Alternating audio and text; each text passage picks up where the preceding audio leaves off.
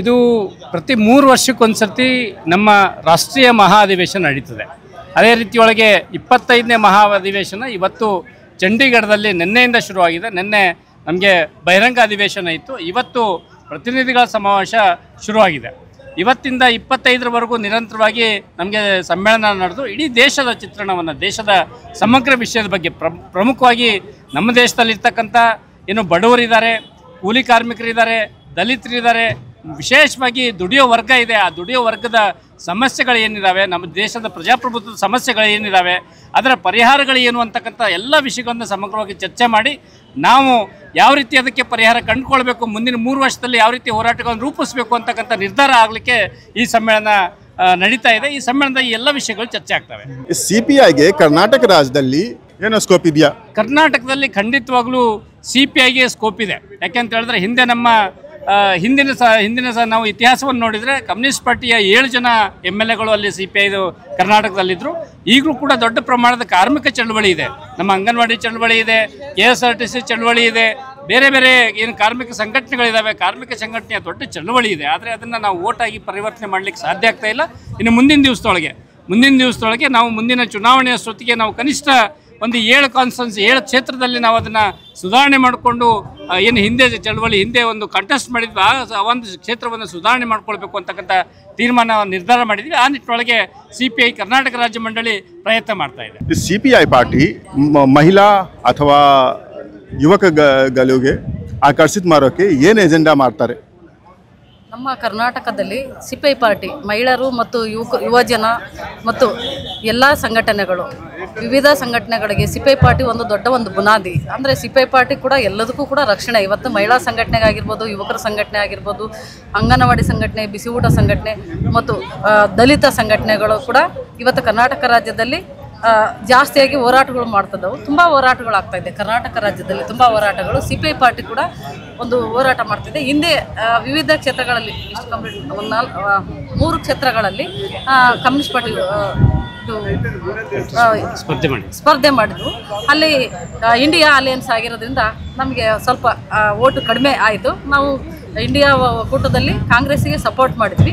ಹಾಗಾಗಿ ನಾವು ಅಲ್ಲಿ ಗೆಲ್ಲಕ್ಕೆ ಆಗಿಲ್ಲ. ಮುಂದಿನ ದಿನದಲ್ಲಿ ಕೂಡ ನಾವು ಸ್ವಂತವಾಗಿ ನಮ್ಮ ಕಮ್ಯುನಿಸ್ಟ್ ಪಾರ್ಟಿಯಿಂದನೇ ನಾವು ಎಲ್ಲ ವಿಧಾನಸಭಾ ಕ್ಷೇತ್ರಗಳಲ್ಲಿ ಕೂಡ ಅಭ್ಯರ್ಥಿ ಹಾಕಿ ನಾವು ಕಮ್ಯುನಿಸ್ಟ್ ಪಾರ್ಟಿಯಿಂದಲೇ ಸ್ಪರ್ಧೆ ಮಾಡ್ತೀವಿ. ಕರ್ನಾಟಕದಲ್ಲಿ ಕೂಡ ಸಿಪಿಐ ಪಾರ್ಟಿ ಒಂದು ದೊಡ್ಡ ಪಕ್ಷವಾಗಿ ಹೊರಹೊಮ್ಮಿದೆ ಅಂತ ನಾನು ಹೇಳಕ್ಕೆ ಇಷ್ಟಪಡ್ತೀನಿ. In the southern state there is an issue of the language imposition.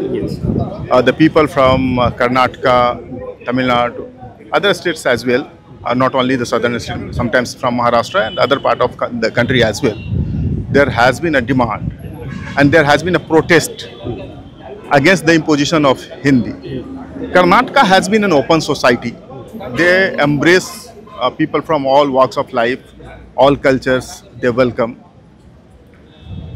Do you think that this is going to disturb the social fabric of the Karnataka state, imposing Hindi language in new education policy?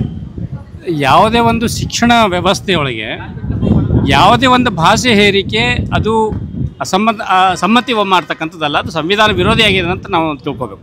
ಯಾಕೆಂತ ಹೇಳಿದ್ರೆ ಸಂವಿಧಾನದೊಳಗೆ ನಮಗೆ ಆಯಾ ಭಾಷೆಗಳ ಒಂದು ಸಂಪೂರ್ಣವಾಗಿರ್ತಕ್ಕಂಥ ಸ್ವತಂತ್ರವನ್ನು ಕೊಟ್ಟಿದ್ದಾರೆ, ಮಾನ್ಯತೆಯನ್ನು ಕೊಟ್ಟಿದ್ದಾರೆ. 14 ಭಾಷೆಗಳ ಮಾನ್ಯತೆಯನ್ನು ಕೊಟ್ಟಿದ್ದಾರೆ. ಹಾಗಾಗಿ ನಮ್ಮ ಯಾವುದೇ ಒಂದು ರಾಜ್ಯದೊಳಗೆ ತನ್ನದೇ ಆಗಿರ್ತಕ್ಕಂಥ ಭಾಷೆಯನ್ನು ಕಲಿಸ್ತಕ್ಕಂಥದ್ದು, ಜೊತೆಗೆ ಇಡೀ ದೇಶದಲ್ಲಿ ಕಮ್ಯುನಿಕೇಟಿವ್ ಲ್ಯಾಂಗ್ವೇಜ್ ಆಗಿ ಇಂಗ್ಲೀಷ್ ಆಲ್ರೆಡಿ ಇದೆ. ಬೇಕು ಅಂತ ಹೇಳಿದ್ರೆ ಯಾರ್ಯಾರು ಬೇಕೋ ಅದನ್ನು ಹಿಂದಿ ಕಲ್ಕೊಳ್ತಾರೆ. ಆದರೆ ಹಿಂದಿಯನ್ನು ಹೇರ್ತಕ್ಕಂಥ ರೀತಿ ಇದೆಯಲ್ಲ, ಆ ಹಿಂದಿ ಹೇರ್ತಕ್ಕಂಥ ರೀತಿ ಸರಿಯಲ್ಲ ಅಂತಕ್ಕಂಥದ್ದು ಭಾಳ ಸ್ಪಷ್ಟವಾಗಿ ಸಿಪಿಐನ ನಿಲುವಾಗಿದೆ. ಯಾಕೆ ಅಂತ ಹೇಳಿದ್ರೆ ಹಿಂದಿ ಒಂದು ಹೇರಿದರೆ ಸ್ಥಳೀಯವಾಗಿರ್ತಕ್ಕಂಥ ಸಂಸ್ಕೃತಿ ಸಂಪೂರ್ಣವಾಗಿ ಹಾಳಾಗಲಿಕ್ಕೆ ಅದು ಸಾಧ್ಯತೆಗಳಿದೆ. ಆ ಹಾಳಾಗಲಿಕ್ಕೆ ನಾವು ಬಿಡೋದಿಲ್ಲ ಅಂತಕ್ಕಂಥ ಮಾತನ್ನು ಹೇಳ್ತಾನೆ. ಎಲ್ಲ ಭಾಷೆಗೆ ಅದರದ್ದೇ ಆಗಿರ್ತಕ್ಕಂಥ ಸ್ಥಾನಮಾನ ಇದೆ. ನಮ್ಮ ದೇಶದೊಳಗೆ ಒಂದು ರಾಷ್ಟ್ರೀಯ ಭಾಷೆ ಅಂತಕ್ಕಂಥದ್ದು ಇಲ್ಲ ಅಂತಕ್ಕಂಥದ್ದನ್ನು ನಾವು ಅರ್ಥ ಮಾಡ್ಕೊಳ್ಬೇಕು. ಸಂವಿಧಾನದ ಪರವಾಗಿ ನಾವು ಆಲೋಚನೆ ಮಾಡಿದರೆ ಯಾವುದೇ ಒಂದು ಭಾಷೆ ರಾಷ್ಟ್ರೀಯ ಭಾಷೆ ಅಂತೇಳಿ ಯಾವತ್ತೂ ಕೂಡ ಆಗೋದಿಲ್ಲ. ಆಡಳಿತ ಭಾಷೆಯಾಗಿದೆ. ಆಡಳಿತ ಭಾಷೆ ಇಂಗ್ಲೀಷ್ ಆಗಿ ಆಡಳಿತ ಭಾಷೆಯಾಗಿದೆ. ಹಾಗಾಗಿ ಈ ಕಾರಣಕ್ಕೆ ಹಿಂದಿನ ನಾವು ಸಂಪೂರ್ಣವಾಗಿ ವಿರೋಧ ಮಾಡ್ತೀವಿ.